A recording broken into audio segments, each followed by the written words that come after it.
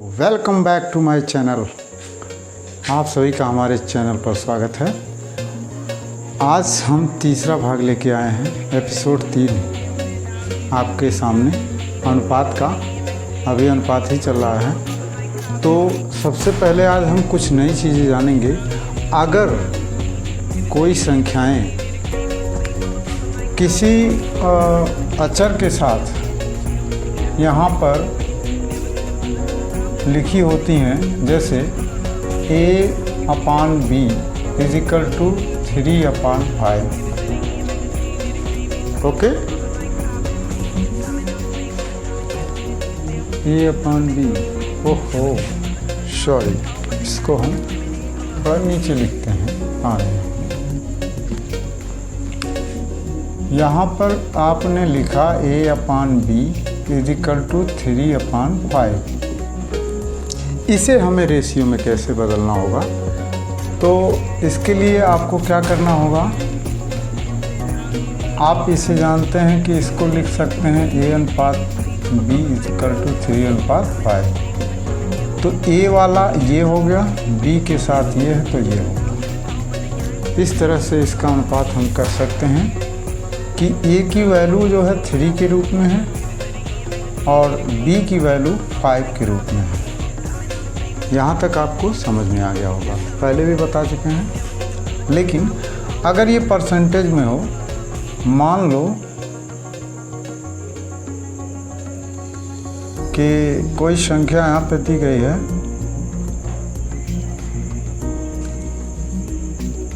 30 का a% बराबर है 50 के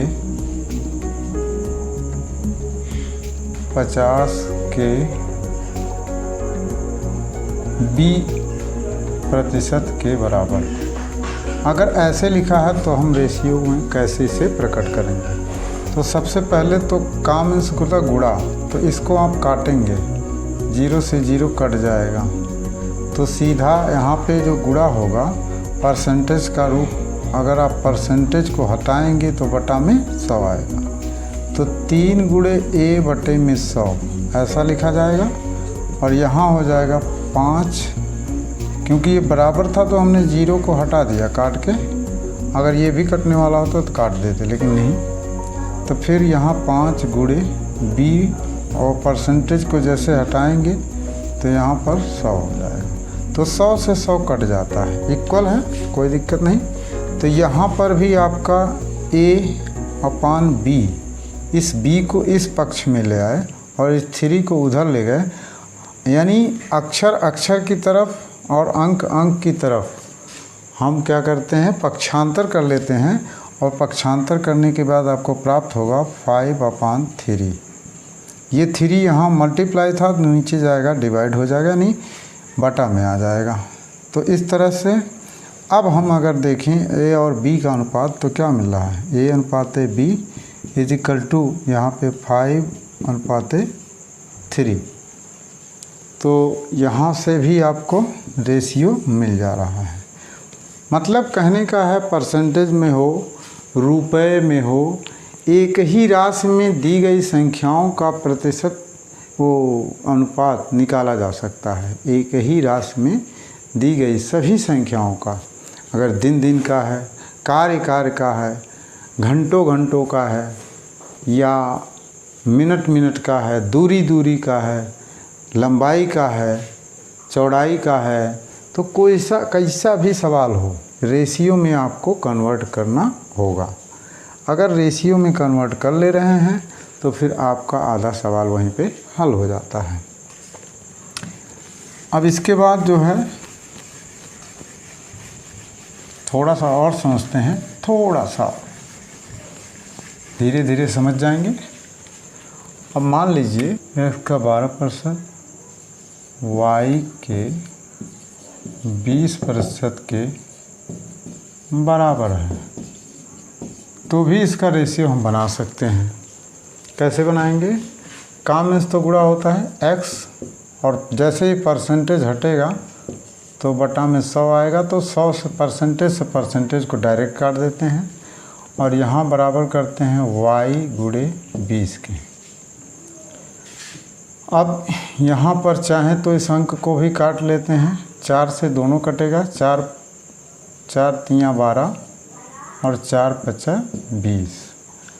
और यहाँ पर जो है इस y को इस पक्ष में लाते हैं तो x अपान y, और यहाँ हम कह सकते हैं कि जो 5 है वहाँ है उस पक्ष में और 3 को यहाँ लाएंगे तो ये नीचे हो जाएगा।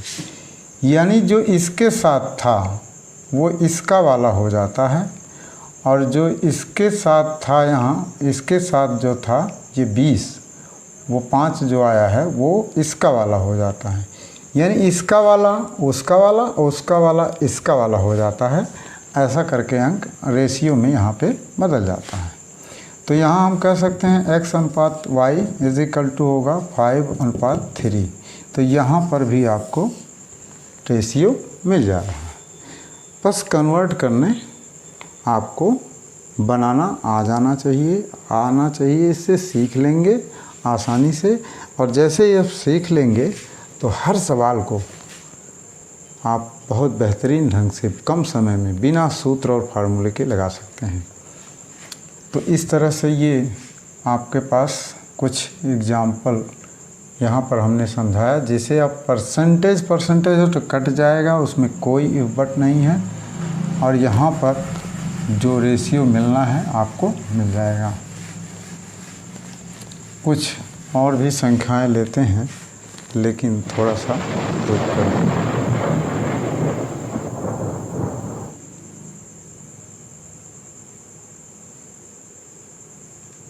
के सामने ये जो सवाल दिख रहा है, a अनुपात b बराबर 4 अनुपात 5 तथा 20 अनुपात c बराबर 2 अनुपात 3। तो a b c का अनुपात आपको बताना है, उसका मान क्या होगा। तो यहाँ पर क्या करेंगे, आपको एक अनुपात दिया हुआ है, 2 अनुपात अलग अलग, जिसमें b आपका दोनों में कॉमन है। तो अगर कॉमन है तो इन अनुपातों के बीच कोई न कोई संबंध होगा। ऐसा नहीं है कि इसका कोई खून वाला अगर इसमें नहीं है तो वो संबंध नहीं बताएगा। ये एक पारिवारिक संबंध है, इसमें समझ लीजिए। तो अब इसको आप क्या करेंगे, ए बी सी का रेशियो आपको ज्ञात करना है। तो सबसे पहले ए और बी सी आप ऐसे लिख लेंगे, ए बी सी, ये अनुपात के रूप में आपने लिख लिया। अब ए बी का जो पहले वाला मान दिया था उसी के नीचे आप लिख लेंगे।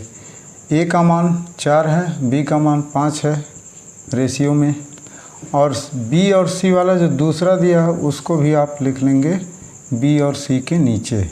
लेकिन इसके नीचे एक सीध में नहीं लिख सकते क्योंकि यहाँ जगह नहीं है, तो यहाँ लिखेंगे। तो यहाँ पे आप लिख देंगे 3। अब क्या करना है, अब इसी को ए बी सी का रेशियो निकालना है।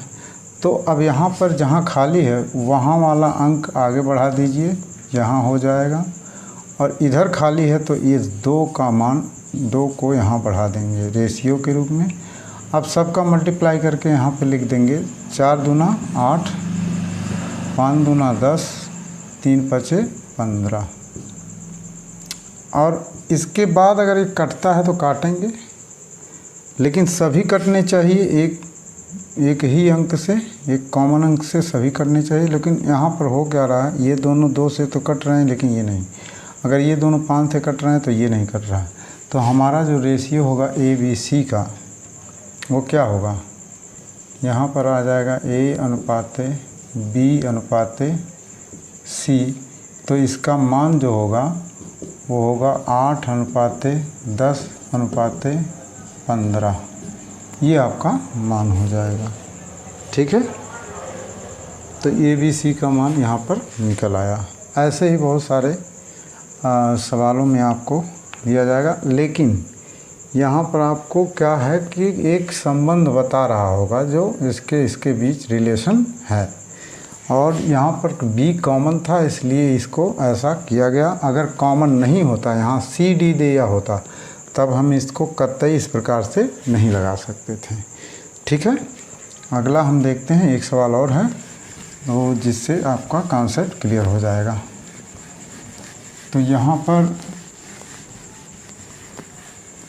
सवालों को जल्दी जल्दी हल करने के लिए ये सब सीखना पड़ेगा, बेसिक चीज़ें हैं। लिखा है यदि राम और श्याम की आयु में 9:13 का अनुपात है। ये हो गए राम, ये हो गए श्याम, इनकी आयु में 9:13 का अनुपात है। प्रश्न कैसा भी रहा आपको ऐसे बनाना है। और उसके बाद बोला तथा श्याम और मोहन की आयु में, यानी श्याम और मोहन की आयु जो है आयु में कितने का अनुपात है? 4:7 का अनुपात। तो यहाँ 4:7 है। श्याम और मोहन इनके अनुपात में कितने का अनुपात है? 4 और 7 का। अब हमें राम, श्याम और मोहन तीनों का अनुपात एक साथ निकालना हो तो क्या करेंगे? जहाँ खाली है वहाँ बढ़ा दीजिए, यहाँ खाली है 13 बढ़ा दीजिए। इसी का करीब वाला बढ़ेगा, इसके करीब में 4 था तो ये यहाँ खाली था, यहाँ बढ़ा दिए। 13 यहाँ खाली करीब था 13 के, तो 13 बढ़ा दिए। अब सबका गुणा कर लीजिए। 9 चौक 36, 13 चौक के 52, 13 सते 91। अब क्या कोई ऐसी संख्या है जो सबको काट सकती है कॉमन रूप से? तो देख लेते हैं कि अगर ये कटता है तो काटेंगे, नहीं कटता है तो नहीं काटेंगे। तो 2 से नहीं कटने वाला ये, तो 7 से भी नहीं कटेगा। यानी कहने का मतलब है जो रेशियो होगा वो यही होगा, किसका?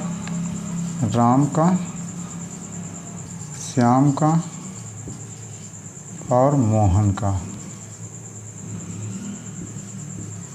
यहाँ पर राम, श्याम और मोहन का जो रेशियो आएगा वो आ गया आपका 36:52:91। इस तरह से आपका ये रेशियो वाला सवाल हल हो जाता है। बस क्या है कि इनकी वैल्यू आपको मिल रही है अनुपातिक रूप में, और यही विशेष चीज़ है जो आपको किसी सवाल को हल करने में काम करेगा। और इसके पहले हमने बताया था कि जब कोई संख्या निश्चित प्रश्न में दी रहेगी तो उसको ऊपर रखना है, और यहाँ नीचे उसके तुलना करनी है उसके अनुपात से। यानी यह जो चीज़ दिया रहेगा उसी का अनुपात यहाँ आप लिखेंगे। ये इसी का अनुपात, निश्चित राशि का अनुपात रहेगा, और जो भी ज्ञात करना है उसी का यहाँ गुणा करना है। ये भी अनुपात ही रहेगा, अनुपात का कोई भाग जिसको आपको पता करना है। तो निश्चित राशि पता यहाँ पर हो जाएगी अगर यहाँ पे कोई निश्चित राशि दी गई है। इसी से हमको सारे सवाल लगाने हैं, और हर सवाल चुटकियों में आप लगा सकते हैं, बहुत कायदे से, बहुत आसानी से, बहुत इजी और फास्ट तरीके से। और आगे भी इसमें बहुत सारा कुछ है जिसको हम जानने का प्रयास करेंगे। और ये लॉक है, लॉक खुलेगा नहीं तो स्क्रीन लॉक हो गई है। इस लॉक को खोलते हैं, क्या खुलेगा? नहीं खुलेगा। तो सेटिंग में जाते हैं तो होगा, कोई बात नहीं।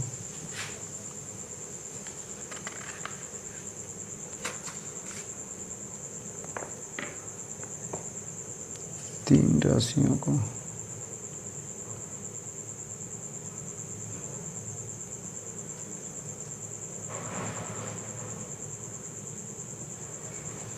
अगर यहाँ पे अनुपात कुछ इस तरह का दिया हो,